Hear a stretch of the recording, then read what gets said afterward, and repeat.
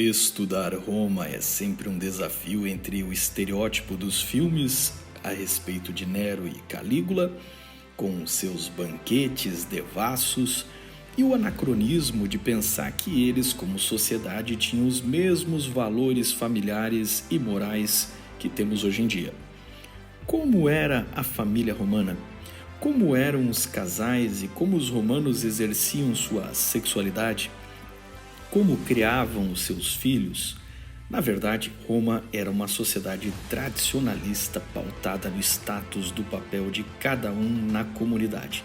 Precisamos recuperar o conhecimento de que papéis eram estes para entender seus valores e como eles nos influenciaram. Bem-vindos ao Observatório 7, onde história, arqueologia, antropologia, filosofia, ciência, arte e teologia cristã debatem o passado e aprendem sobre o presente. Se gostar, curta, compartilhe e se inscreva acionando o sino de notificações para receber os próximos episódios desta série. Lembre que os episódios anteriores e outros temas podem ser encontrados em playlist aqui do canal. O vídeo a seguir se mantém fiel à proposta de um diálogo com a teologia cristã, está repleto de generalizações e simplificações, utilizando imagens pesquisadas aleatoriamente fora do seu contexto e reinterpretadas no nosso texto, a não ser quando especificadas por legenda.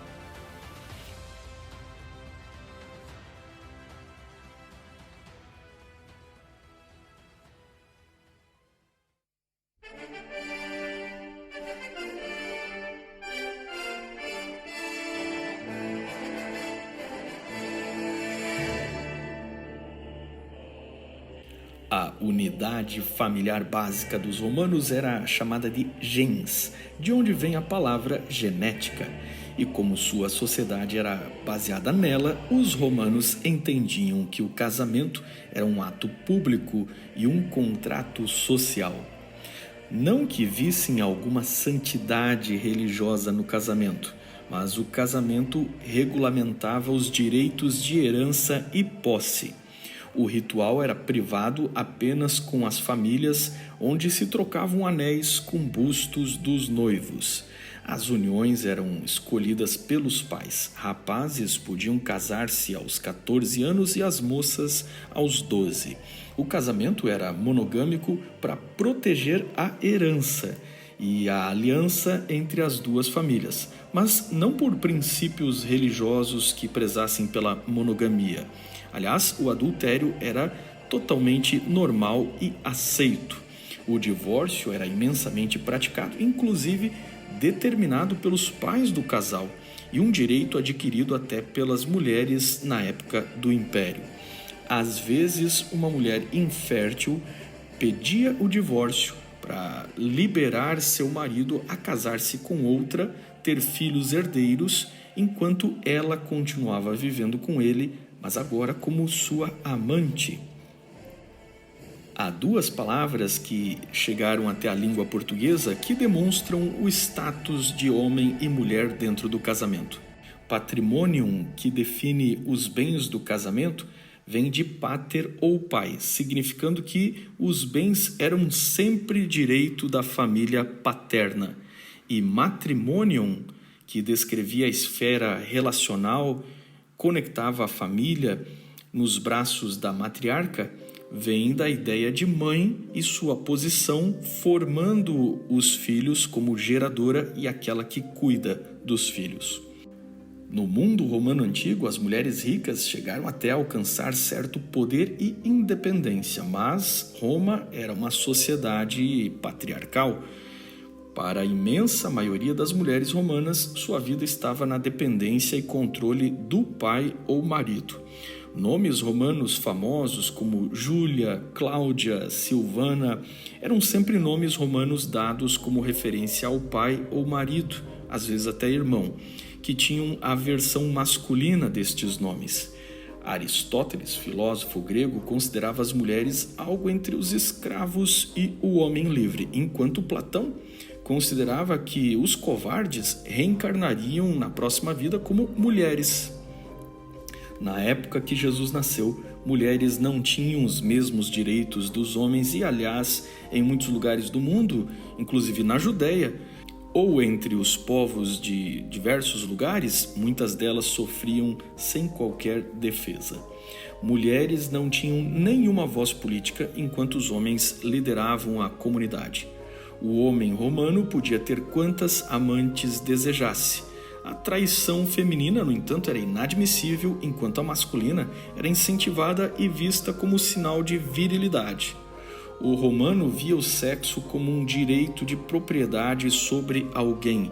Assim, como o homem era o ativo, a mulher era sua propriedade, e neste caso, o sexo com outro homem era apoiado desde que o romano fosse o ativo, ao contrário dos gregos que praticavam ambos os papéis sem diferença no relacionamento entre pessoas do mesmo sexo.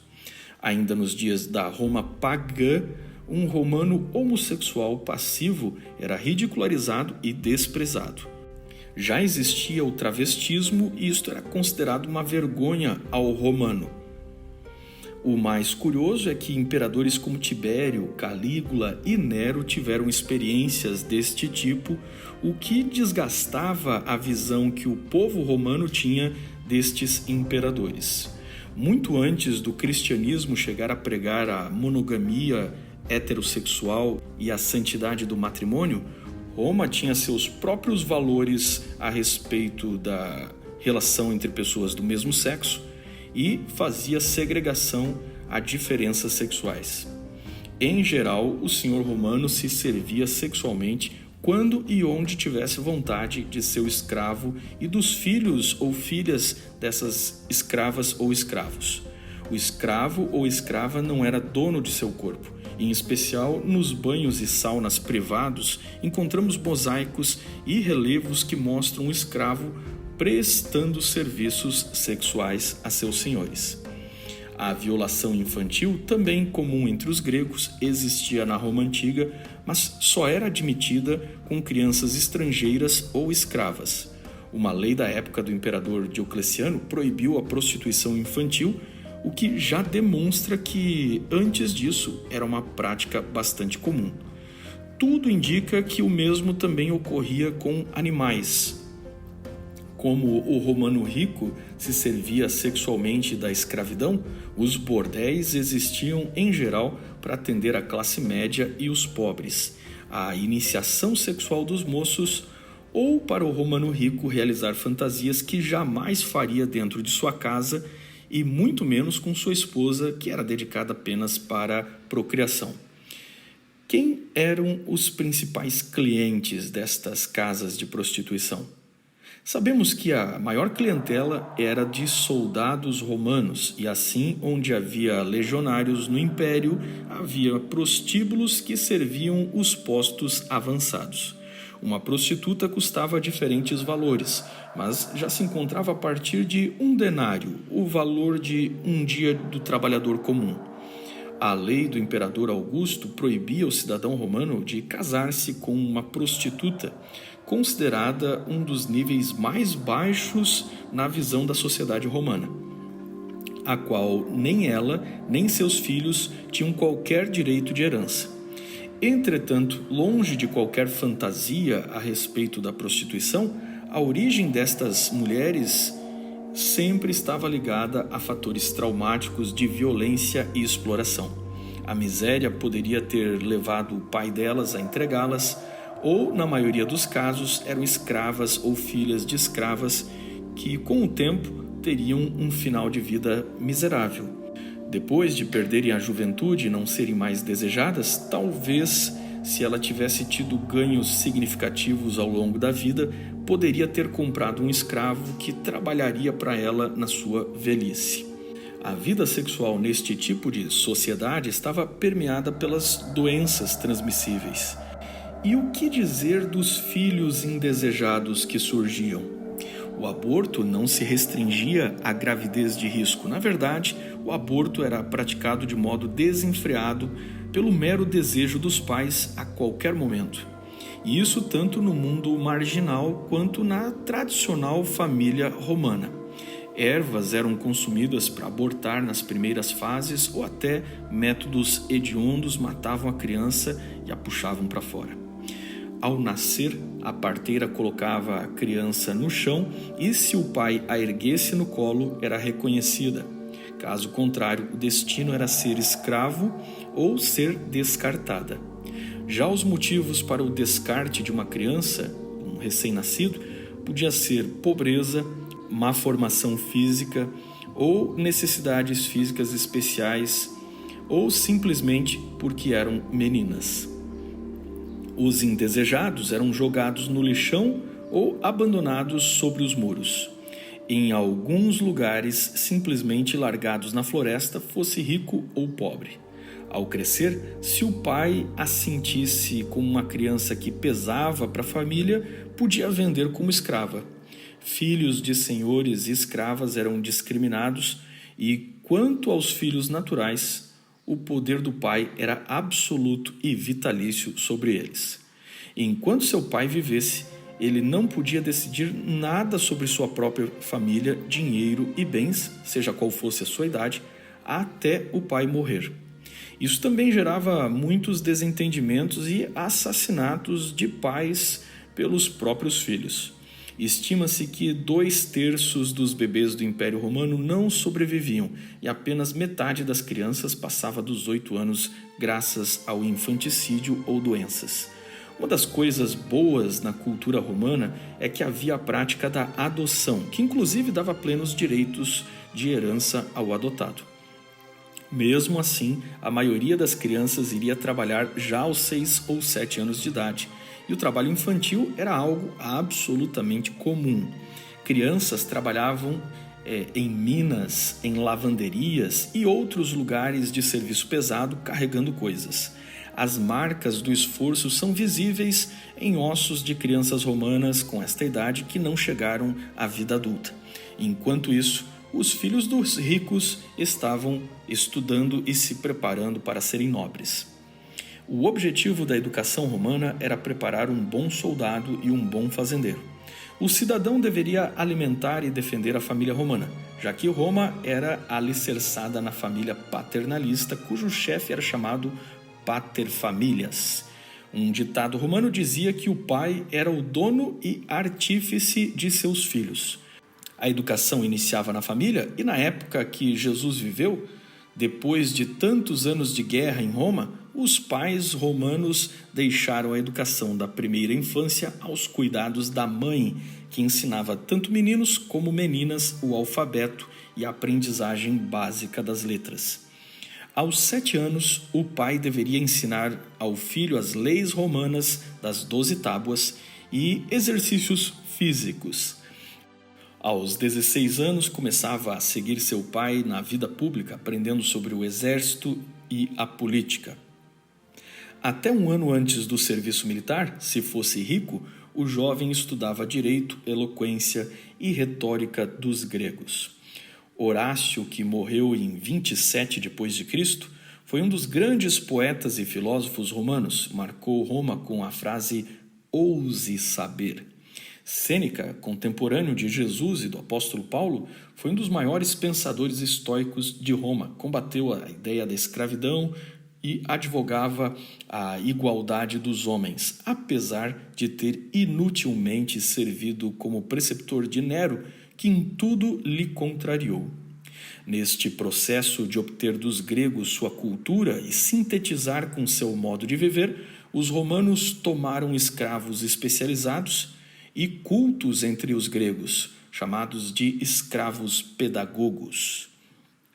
Estes escravos gregos, que iniciaram sua história apanhando de alunos romanos, chegaram ao sucesso formando cátedras de retórica nas grandes cidades de Roma e escolas municipais de gramática e retórica. Foi desta maneira que a cultura grega, tornada patrimônio romano, foi legada no futuro à cultura medieval e chegou até o mundo moderno. Imaginamos que eles no início eram professores das próprias famílias romanas e depois tornaram-se escravos mestres das crianças romanas, quando inclusive temos relatos de alunos que se rebelavam e espancavam seus professores, até que os pedagogos se tornaram escravos libertos e viveram de sua própria escola. Estas primeiras escolas romanas eram tediosas, marcadas pela memorização e repetição à base de varadas e chicotes, no austero estilo romano de ser.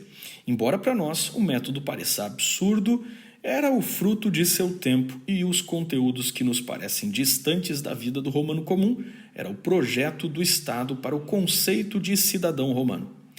Pelo mais agressiva, injusta e desigual que a família romana tenha sido, a riqueza e o conhecimento técnico que o mundo romano obteve os capacitou a avanços tecnológicos e intelectuais inestimáveis que deram alicerce para muito do nosso mundo atual. O que nos indica que nem todo o sucesso de uma civilização é moral. Para aqueles que pensam que a moralidade é relativa, terão que aceitar sem discutir a opressão romana sobre os mais frágeis. Então, em Belém da Judéia, uma criança nasceu exatamente nesta época, e o mundo todo mudou por causa desta criança. Quando adulto, ele iniciaria uma religião que herdava do judaísmo o valor e o amor pela vida, a santidade do sexo e do casamento, e ele interpretou Deus não como um pai absolutista romano, agindo de forma egoísta e tirânica, sendo infiel e libertino com sua família e esposa, mas como um pai amoroso. Então medite no seu ensino a respeito de Deus. Ou qual dentre vós é o homem que, se porventura o filho lhe pedir pão, lhe dará pedra? Ou se lhe pedir um peixe, lhe dará uma cobra? Ora, se vós que sois maus sabeis dar boas dádivas aos vossos filhos, dará boas coisas aos que lhe pedirem? Tudo quanto, pois, quereis que os homens vos façam, assim façai-o vós também a eles, porque esta é a lei e os profetas. Mateus 7, 9-12. Esta última frase sobre tratar os outros e todos os outros, incluindo crianças, mulheres, pobres e escravos, da maneira como gostaria de ser tratado, começou a mudar o mundo. Neste mundo onde mulheres eram pessoas pouco melhores que escravos, Jesus não só tinha discípulas, como as tratou com respeito, igualdade e generosidade, tanto estrangeiras como mulheres em pecado. Chocou o mundo judeu e romano ao sentar-se e comer com pessoas de má fama. Quando o cristianismo surgiu de forma organizada e institucional, podemos apontar muitos dos crimes dos cristãos que vieram nos próximos 20 séculos. Mas, observando que estes eram originalmente romanos antes de se converterem, e conhecendo agora a história dos valores romanos e sua diferença para os valores bíblicos, vemos que muitos cristãos simplesmente continuaram praticando valores romanos pagãos de superioridade e exploração dos vulneráveis, mas agora se dizendo cristãos. Séculos depois, eles usavam o nome de Cristo, mas na prática ainda viviam com a mesma mente dos antigos romanos. Entretanto, a história não contada é que muitos cristãos salvaram muitos bebês abandonados e criaram bebês romanos como se fossem seus filhos. O cristianismo criou orfanatos, asilos e inventou os hospitais nos próximos séculos.